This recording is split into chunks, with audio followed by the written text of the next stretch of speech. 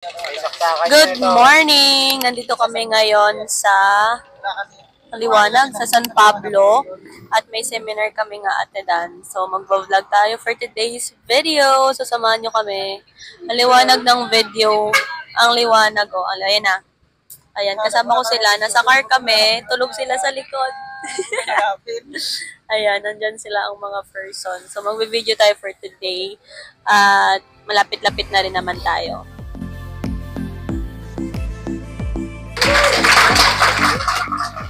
And let's open our hearts and our mind. At tayo po ay mag-convict na this time, everything that we are going to learn, we're going to do it. Sabihin niyo po sa katabi niyo, pag tayo po ay ginawa natin itong mga bagay na ito, naniniwala po ako na magkakaroon po tayo ng expert. Break time ulit? Break time ulit? Hindi na po yung break time ulit. Tapos ang ibig po sabihin na tapos na po yun.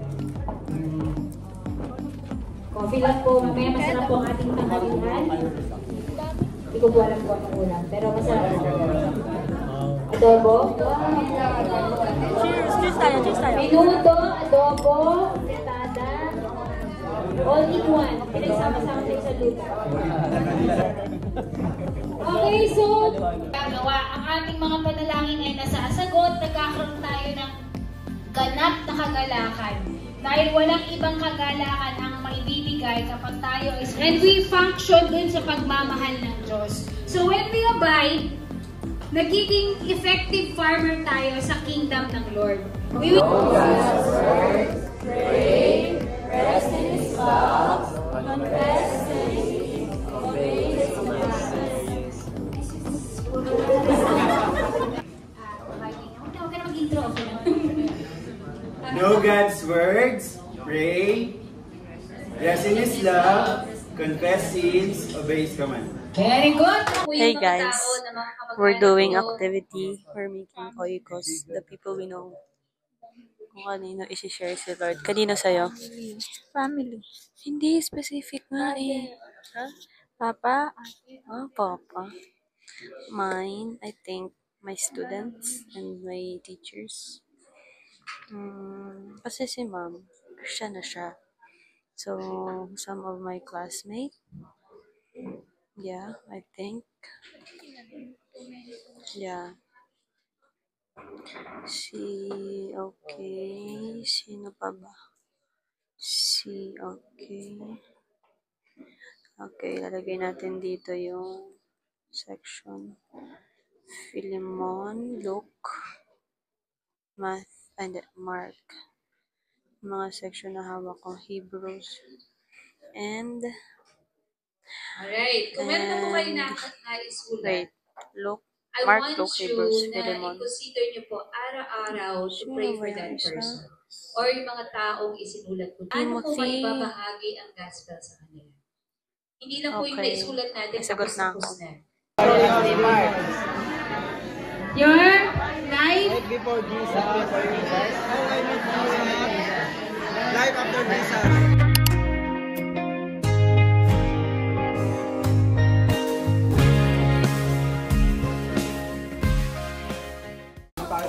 Ang first timer siya maghuhugas. Go Kuya Ilan. Kaya mo na yun ah. Sama mo na kay Ani? Ha? Sama mo na kay Ani, lubasan mo. Oh, naghubad na. Aba, nag-yun. Stretching na yan. Stretching yan. Ako, mawawala yung grupo mo. Teamwork ka na. Go Kuya Ilan. Balitang balita. Say hi naman. Napakabait naman na yan. Kuya Ilan. Ngiti ka naman sa camera. Vlog to eh. Kuya Ed nasa kabila.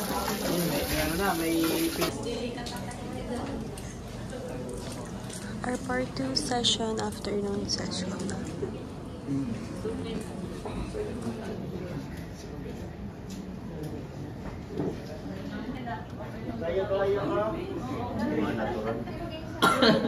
Tapos sa akin, chill lang, masaya, tapos slow, malungkot.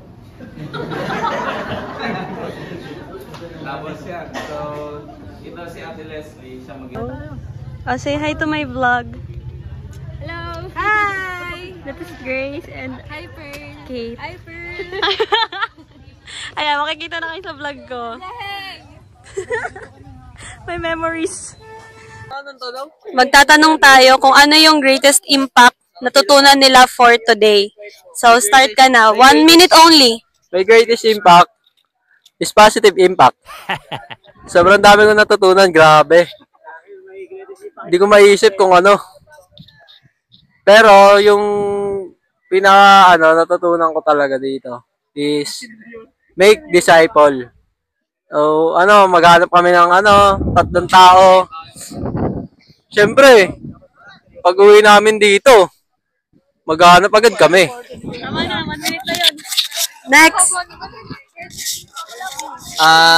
Siguro pinakamagandang bagay na natutunan ko, mababaon ko pa uwi is yung ang pagsunod sa Panginoon na hindi mahadlangan ng edad o ng anumang kahinaan na meron ka. As long as willing kang sumunod sa Panginoon, it's always possible to have that fruit na according sa kalooban ng Panginoong Diyos. Yun lang. Thank you so much. Next. Saan yung making disciples? Paano palaguin yung disciples sa pamamagitan ng God's Word? Tsaka, siyempre, salamat sa Panginoon kasi nga may gantong mga gawain na binigay sa amin para malinaw sa amin na tulad namin manggagawa yung paano yung plano ng Panginoon sa amin. At kung paano namin, siyempre, paano namin malalabas yung potential namin bilang kabataang hahawak rin ng mga tao sa church. Amen. Thank you so much. Next po. Ang natutunan ko ngayon, walang kwenta lahat ng natutunan mo kung di mo yan gagawin. Kaya, ang totoo ay truth. Magandang hapon, Atiyain. Kitang-kita po namin. Magandang panahon at nakakatapos lang ng gawain namin at yung panahon naman, kitang-kita natin may nabubuong low pressure area. So, mag-ingat po kayo sa inyong mga tahanan at safety first. And yung natutunan po namin, be a doer, not a listener. God first. Bye na sila. Ay, tapos ka na. Tapos na pala siya. Next, si Kuya Ilan. Kwento ko buhay ko. Natutunan mo lang. Yun, the greatest impact sa buhay ko, sa natutunan ko ngayon ay kung wag po tayong magpadala sa kung ano masasabihin ng ibang tao, kundi si Lord lang talaga ang sundin natin. Yun, yung kautusan ni Lord. Yun. Ang greatest impact na natutunan ko today is we should also have a deadline and a start and an end, especially sa ministry kasi if walang goal, walang patutunguhan yung pagiging Kristiyano mo. Dapat lahat gumagalaw, hindi lang leaders, hindi lang ang pastors especially, dapat lahat. So we should be a doer and not just like a listener na lagi nakaupo. So yun lang, thank you so much. Next, si Elmer. Hi. Ano yung tanong? Greatest impact. What is the greatest impact lesson today?